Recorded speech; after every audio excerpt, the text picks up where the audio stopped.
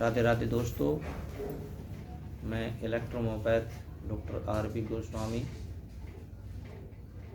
अपने ग्रुप के सभी चिकित्सक बंधुओं का और यूट्यूब चैनल के सभी फॉलोअर्स का हार्दिक अभिनंदन करता हूं। दोस्तों, मैट्रिया मेडिका के इस क्रम में, प्रैक्टिस ऑफ मेडिसिन के इस क्रम में आज हम जिस रोग को लेने जा रहे हैं बड़ी ही कॉमन बीमारी है, लेकिन बड़ी ही जटिल है। उस बीमारी का नाम है अस्थमा। अस्थमा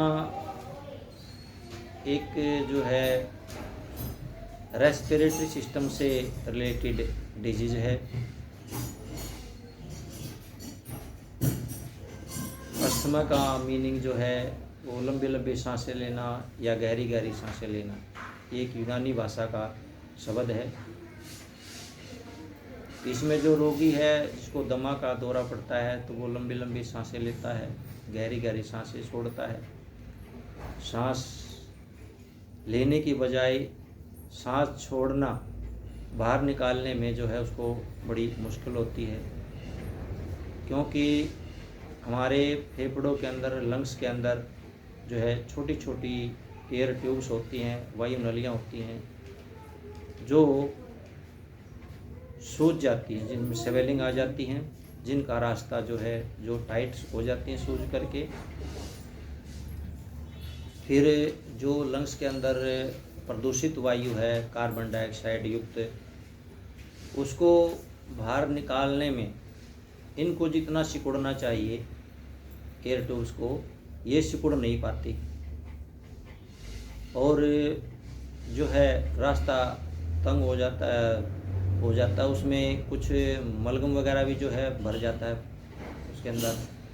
तो क्या होता है कि रोगी के जो लंग्स हैं वो फूल जाते हैं, क्योंकि वो अगली सांस लेने से पहले ली गई सांस को पूरी तरह से छोड़ नहीं पाता, जिसके कारण उसको छोटी छोटी सांसें लेनी पड़ती हैं।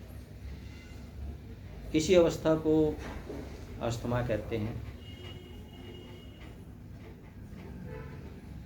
इसके जो है कारणों की बात करते हैं। दोस्तों, इसके दो ही कारण हैं। एक हेरिडिटरी अनुवंशिकी और दूसरा जो है एनवायरनमेंटल यानी पर्यावरणीय। अस्थमा के दो ही कारण होते हैं। अनुवांशिकी में दोस्तों, यदि माता पिता को दोनों में से किसी को भी एक रोग है तो उसकी होने वाली संतान में भी ये रोग 70 से 100% तक होने के चांस बनते हैं।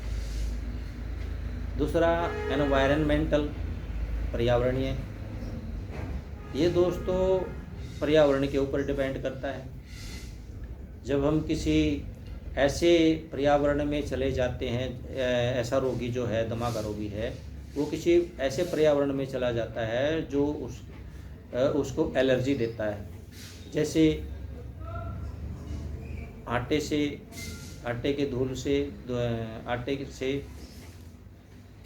रुई की धूल से, या परफ्यूम से, या फूलों के पराग से, या किसी दुर्गंध जो है गंध के कारण रोगी को ये रोग ज़्यादा होने के चांस होते हैं। या कुछ ऐसी औषधियाँ भी हैं जिसके कारण ये रोग पैदा हो जाते हैं। दोस्तों, इसके लक्षणों की बात करते हैं। लक्षणों में मेरा अपना एक निजी अनुभव है कि जो अस्थमा का रोगी होता है उसके दोनों कंधे जो हैं ऊपर उठे हुए होते हैं इस प्रकार से, और उसका जो है पीछे का कुबड़ और छाती फुली हुई होती है।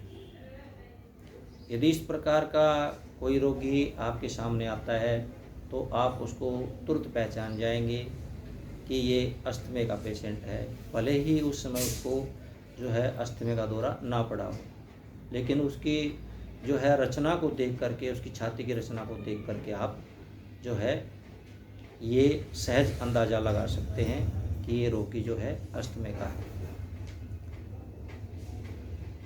दमा दोस्तों ये अचानक भी हो जाता है। सुबह आपके पास में पेशेंट ठीक ठाक आया, लेकिन शाम को ये उसको सांस लेने में तकलीफ़ हो रही है, तो ये अचानक भी हो जाता है और धीरे धीरे भी होता है। धीरे धीरे में जैसे पहले श्वास प्रणाली में जो है इन्फेक्शन होगा, किसी भी कारण से हो, खांसी होगी, नाक से पानी गिर कर गले में आएगा, गले में खराश होगी, खांसी पैदा होगी। उसके बाद धीरे धीरे जो है हमारी श्वास नलियों में जो है सूजन पैदा होने लगता है और फिर सांस और श्वास लेना जो है और छोड़ना दोनों ही बड़े कठिन हो जाते हैं, मुश्किल हो जाते हैं। जब अस्थमे का दौरा पड़ता है, दमे का दौरा पड़ता है, तो उसमें रोगी की जो है हृदय की धड़कन बढ़ जाती है, बेचैनी होती है, घबराहट होती है, उल्टियाँ भी आने लगती हैं, पसीना आ जाता है, सीने में उसको जकड़न भी महसूस होती है, छाती से साएं साएं की आवाज़ निकलने लगती है यदि उसकी छाती पर स्टेथोस्कोप लगा करके देखा जाए तो। और दमे का जो रोगी होता है, यदि रात में उसकी जो है बड़ी मुश्किल सी व्यतीत होती है, अचानक दौरा पड़ जाता है, उठ करके बैठ जाता है, घुटने का बल बैठा रहता है, तो दोस्तों इस प्रकार से कई लक्षण हैं जो दमे के रोगी के होते हैं।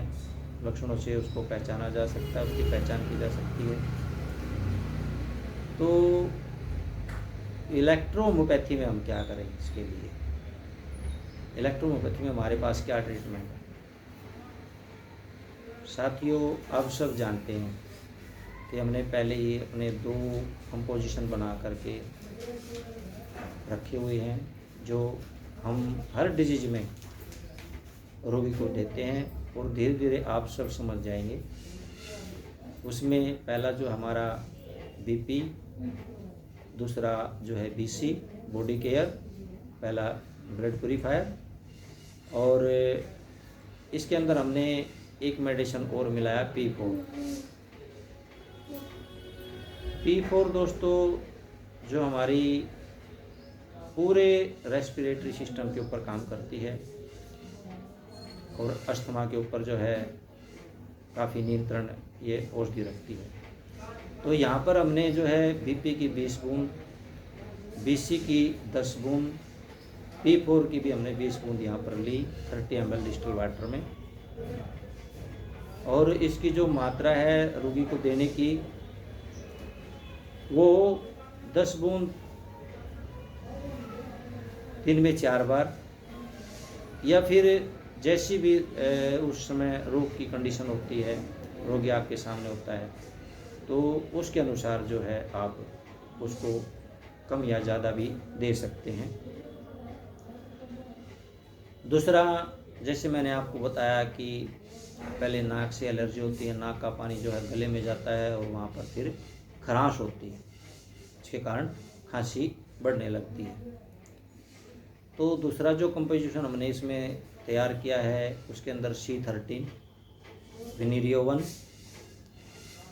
S10, C15 और बेलोइलेक्ट्रिसिटी।